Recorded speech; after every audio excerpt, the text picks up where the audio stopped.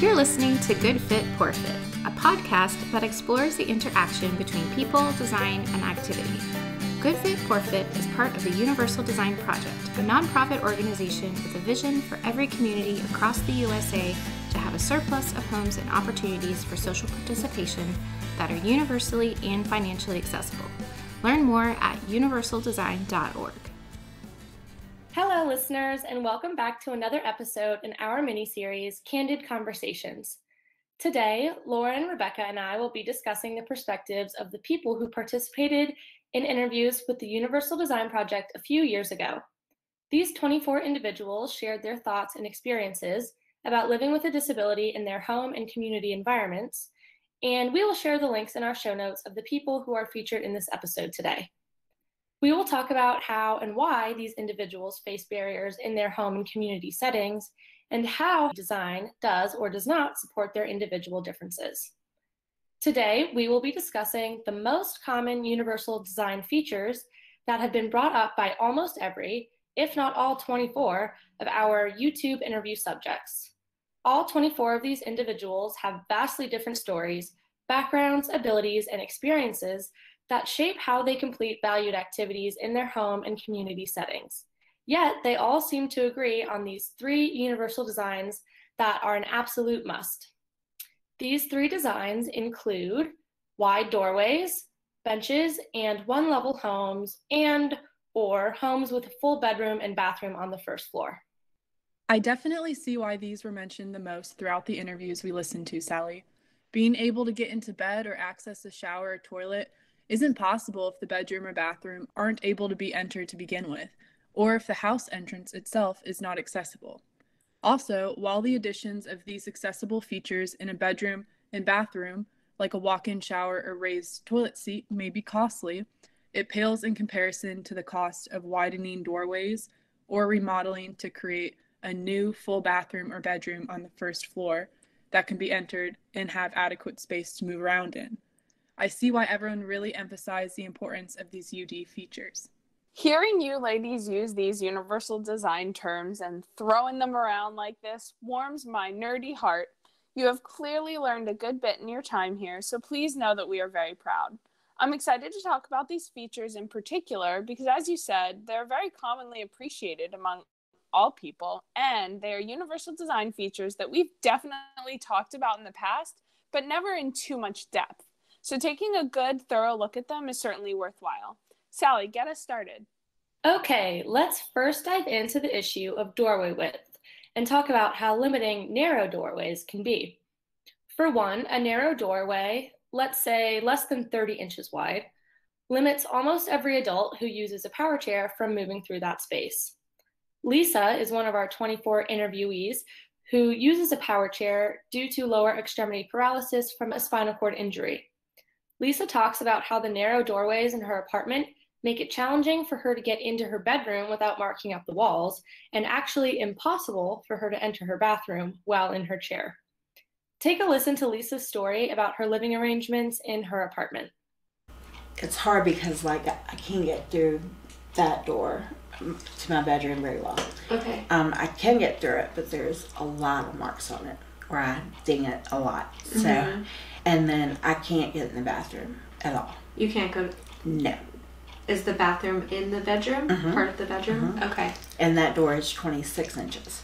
Yeah, so, I mean, this obviously is short term because I really would like to roll into, a really nice shower. So, I mean, I feel like at the very least, like in the community, there should be some kind of standard to where even if you don't get a handicap accessible apartment, at the very least you could fit through the doors. Like they can make them, all the apartments, at least 30-inch doors. And that way anybody could live in. You don't have to make shorter counters or anything like that, but you could at least get around in them. I mean, I don't think it would be that much of a big deal to set that standard, Lisa makes a great point that even if there aren't a ton of handicap accessible apartments out there, it would be really simple just to make all doors at least 30 inches wide to accommodate people in wheelchairs. But we know that even 32 to 36 inches would be best if possible.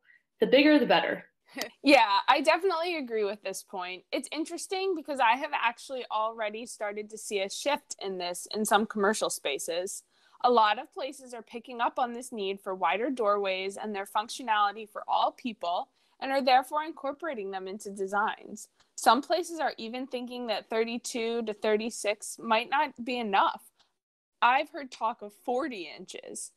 But in all seriousness, this is a great example of universal design because it simply works better for everyone. Whether you use a mobility device, are pushing a stroller, have a lot of things to carry through a door, or are even moving furniture, having that extra space in a doorway can make a huge difference in the usability of a space, not just for disabled people. I know you heard about some other experiences with narrow doorways too, Sally, right? Tell us more. Yes. So Haley is another interviewee who experienced the frustrations of not being able to enter her bathroom at home while she was using a wheelchair. Haley has Ehlers-Danlos syndrome, also known as EDS for short, which is a rare connective tissue disease. In her words, she describes EDS as causing her body to be very stretchy because there's too much collagen, so she's flexible and bendy and things kind of slide around where they shouldn't be. In Haley's case, her symptoms include severe pain, nausea, and fainting spells because her brainstem and spine are, as she says, not where they're supposed to be. After multiple spine and brain surgeries, she had to manage her symptoms. Haley spent time using a wheelchair. This is her experience using a large mobility device in her home setting. One of the biggest problems was going to the restroom because the wheelchair would not fit into the door. And this is on the main level of your house? Yeah. Okay. So the only bathroom I could use on the main level, the wheelchair wouldn't fit through. So I had a couple steps to get to the toilet, and I would just go down. And that was, because like I said, I couldn't stand without passing out. So that was an issue, and then bedpans happened, and it was a crazy, crazy time. For Haley, not having a bathroom door that she could fit through in her wheelchair was more than just an inconvenience, but it was a safety issue. With Haley's condition, fainting spells were common, so she needed to be seated in a wheelchair to avoid fainting and falling. I hate to think that Haley did have a bathroom to use on the first floor, but just because the doorway was too narrow, she had to resort to using bedpans since she couldn't get to the upstairs bathroom safely. This is not a fun experience for anyone, but especially for a young woman who is used to being independent in her typical home bathroom environment. And I want to take a moment here to mention that you don't have to be a person who uses a wheelchair or a mobility device to benefit from a wide door frame. In general, wide doorways make a space feel larger, more welcoming, and open. Also, a narrow door frame can make it challenging or even impossible to move large furniture without having to take it apart. Moving anything big or bulky like grocery bags, boxes, or even suitcases through small doorways may also leave your walls all marked up and have you feeling frustrated. So true, Sally. I've marked up my fair share of walls trying to get furniture into different homes each time I had to move. I'm actually moving this weekend, and I'm stressed just thinking about the hassle that's going to be. I think it's important to also mention the turning radius on either side of the doorways. While you need to be able to get through the doorway, there always needs to be adequate space provided to maneuver comfortably, whether you're holding 12 bags of groceries in your attempt to bring them into your kitchen in one trip, or needing to get your power chair into the bathroom and have enough space to position yourself for a safe transfer. Great point. Way to think through the whole activity, from getting through the door to actually doing what you need to do on the other side. I'm so glad you said that, Lauren, because I feel like it really highlights the distinct value of occupational therapists in this type of design work. That activity analysis from start to finish is absolutely classic occupational therapy. But I digress. No, that's a wonderful point. I love a good old activity analysis. Thanks for your comment, Lauren. You really wrapped up that thought about doorways nicely and made it more about the entire activity of moving from point A to point B within the home.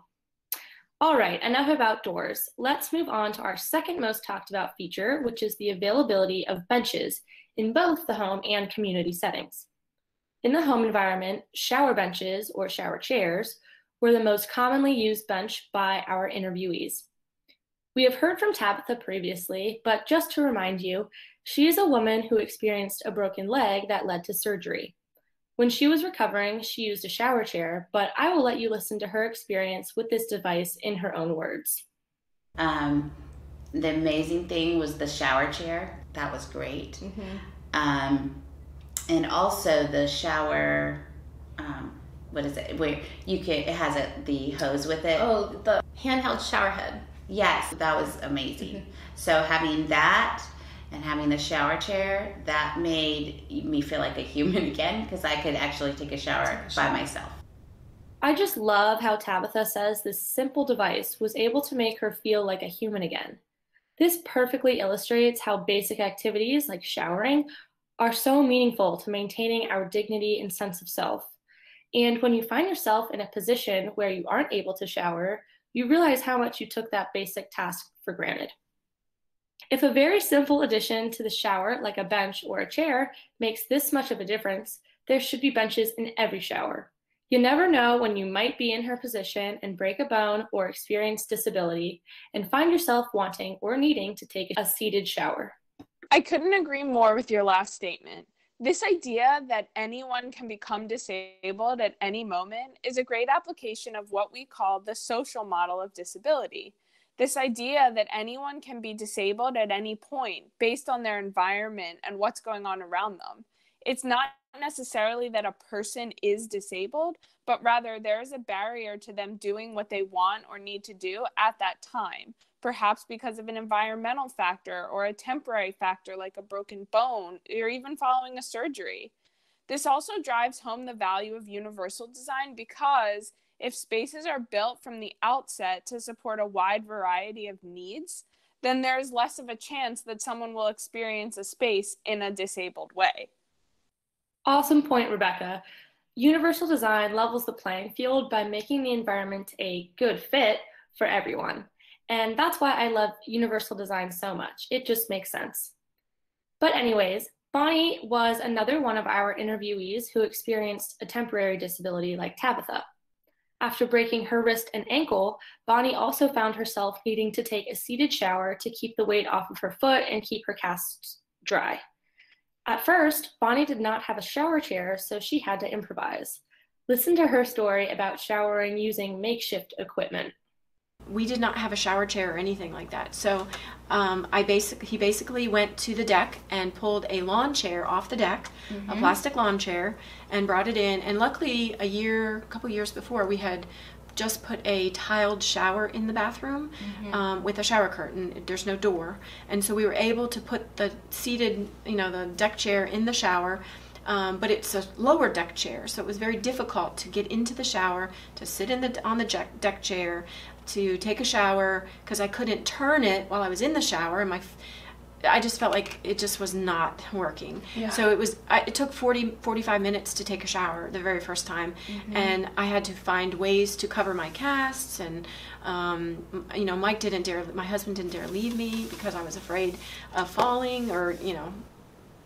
Bonnie's story actually reminds me of what Lauren mentioned in one of our previous candid conversations about people using things like Home Depot buckets to shower. A lawn chair actually seems a little bit better and a little bit safer, but neither are ideal options. As Bonnie says, this simple activity that maybe used to take 5 or 10 minutes now takes close to an hour without the proper equipment and environmental design. If only her shower had a universally designed built-in bench, and even a removable handheld shower head would have also been very helpful and would have paired nicely with that bench. Yes, Sally, thinking about the possible outcomes of using a Home Depot bucket as a shower chair makes me cringe every time. I can see so many different safety issues here. While it isn't exactly great news to say that my gym's handicap shower is almost always occupied, typically by someone that isn't in need of this stall, it goes to show how, given the choice, most people would prefer and benefit from a shower that has a bench provided. When I would assist my patients who sustained a recent spinal cord injury, or my patients with Guillain-Barré, or even just the patients who experienced extreme fatigue from inactivity while at the hospital, It was a whole ordeal for each shower. Like Bonnie was mentioning, it was literally a 45-minute, sometimes hour ordeal. Completing a full showering routine with any of my patients would have been near impossible without a place for them to be seated. Yes, and if the bench is already built into the shower, this eliminates having to position your shower chair where you need it, and it's also one less piece of equipment you have to store in your home because the feature just becomes part of the wall. But in regard to the community setting, many of our interview subjects also mentioned how convenient it is to have benches throughout our neighborhoods and parks. Kristen is the first person you will hear from about how benches within the community are so helpful for her. Kristen is a woman who describes her experience with fibromyalgia and explains what it's like to live with chronic pain. Here is her response when asked about what design features within the community are helpful to her as someone living with chronic pain and fatigue. And then, even in, like, if you're talking about area parks or something, just making sure there's seating, there's adequate seating, and that, it'd be nice if it wasn't a bench because then you could actually, take a rest. Sure. Yeah. No, that's really good. And I think even that, that's just beneficial for a lot of people, whether, they're older and they need to take a break or they have children and they need to do something. So just having those available would, benefit a lot of people. I think when Kristen says she wishes it wasn't a bench, she just means she would prefer a bench or chairs with backrest so she can lean back and really let her body rest. And this is a great point. Kristen experiences a great deal of pain and fatigue after too much time up and about. So for her, having a place to rest is an absolute must if she wants to spend time walking around her community. Sarah, the one interviewing Kristen here, follows up with a great point about how benches are also great for anyone else who needs a rest, including older adults, parents with children, maybe a woman who is pregnant, or even someone who needs to sit down after a long run. Absolutely. Benches are a must in public spaces like parks, and even in other public spaces like large offices or stores. For a plethora of reasons, people need to sit down when they're out and about, whether it's due to fatigue, to stop and look for something in their bag or pockets, or even just to socialize.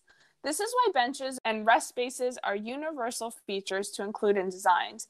They promote safety, health, and social participation for a wide variety of people. What else did our design advisors have to say about benches? Sarah is another person who found great value in benches within the community setting. While going through chemotherapy and cancer treatment, Sarah was still attending school to get her occupational therapy degree, which I think is pretty incredible. But while completing her fieldwork in a psychiatric hospital, Sarah mentioned that she struggled at times to get around such a big facility, but she did mention the importance of benches in helping her conserve energy and participate in her fieldwork. Here is her story.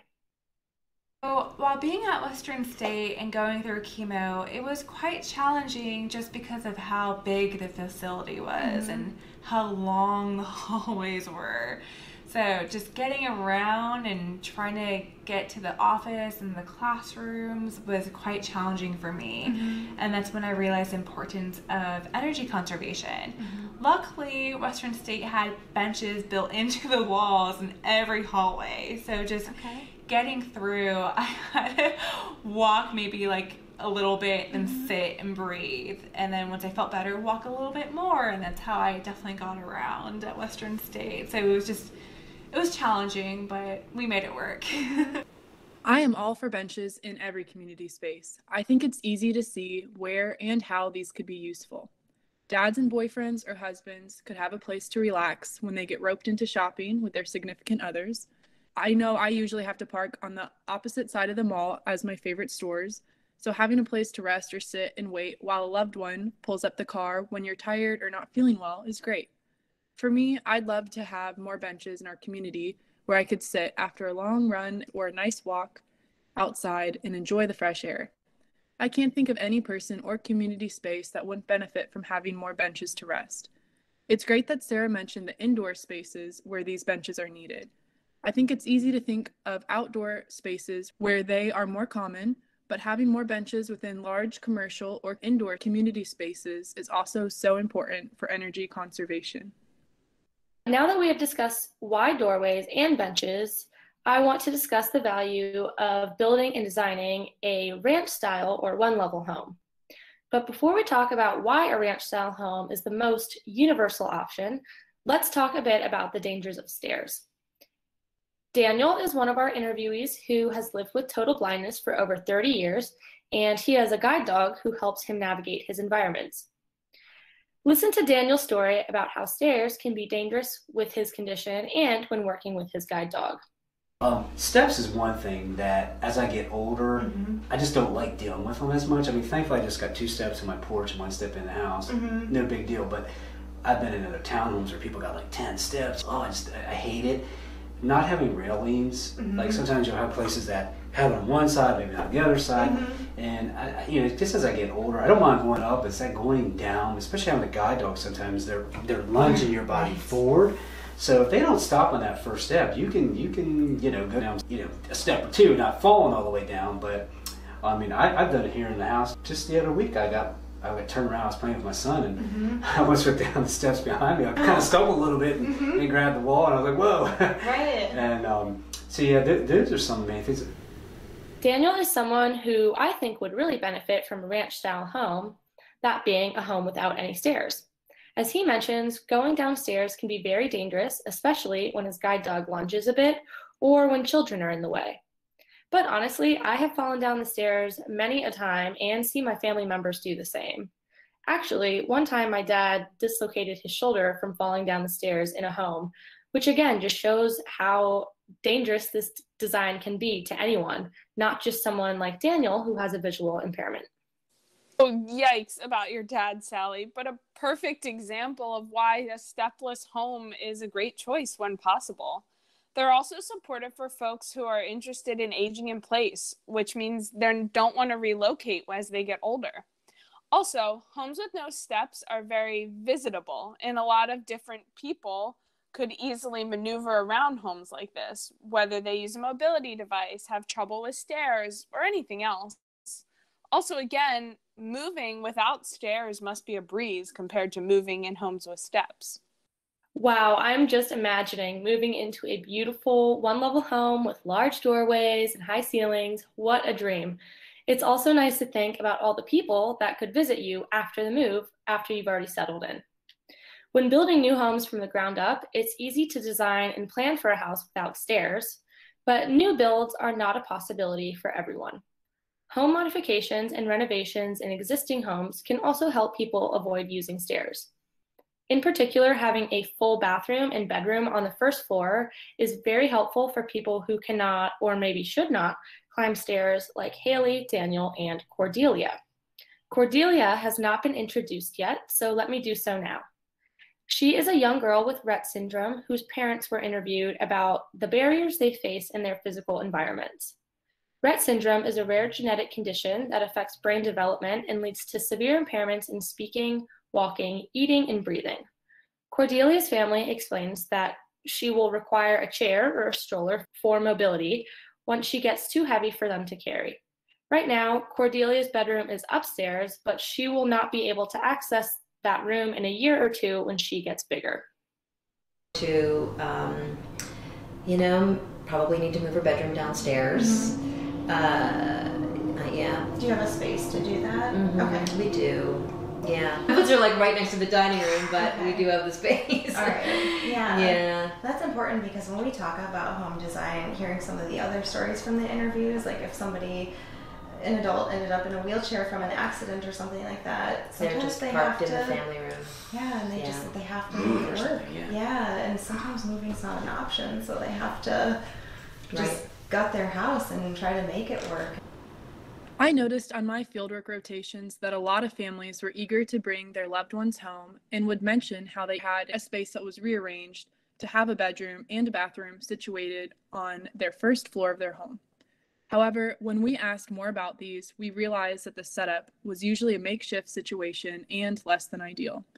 Usually something that they could potentially scrape by in a temporary situation, but even then would be uncomfortable and often unsafe as well. Most importantly, having stairs without an elevator, lift, or way to access the rest of the commonly used areas in the home can be quite isolating. People are sometimes essentially just parked in the family room. We just spoke about this concept in our previous podcast about temporary disabilities. While it is most important to have a first floor accessible bathroom and bedroom, the next important consideration would be to make sure everyone in the home has access to each room that their family gathers in. I will wrap up this last bit about ranch-style homes with a quote from Sarah that I think sums it up very nicely. This is Sarah's response to being asked if she and her husband would consider having a one-level home in the near future. I think I like the one-level home because you never know what happens in life. Yeah. And a one-level home is definitely more convenient and accessible, I feel like. Sarah really hits the nail on the head when saying you never know what's going to happen. I think avoiding stairs if possible, or at least having a bedroom and bathroom on the first floor, would solve a lot of problems for people dealing with an illness and disability, whether temporary or chronic, at all stages of life. And of course, we can't forget about those wide doorways and universally designed showers. So true. And that's the beauty of universal design, isn't it, ladies? The idea that it is flexible so it can be used and functional at all stages of life and by all people. Thanks for bringing these perspectives to Good Fit, Poor Fit today, ladies, and to the folks in our videos. It's been an absolute pleasure, and I can't wait to chat again real soon.